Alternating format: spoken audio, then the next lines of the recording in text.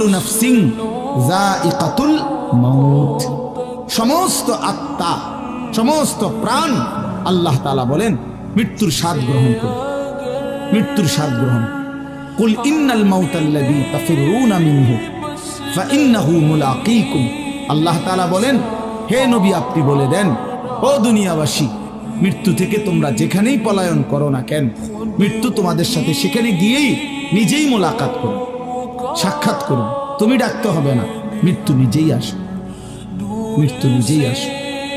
আইনামা তাকুনু ইউদরিকুমুল মাউতু ওয়ালাউ কুনতুম ফি বুরুজিন মুশাইয়াদা।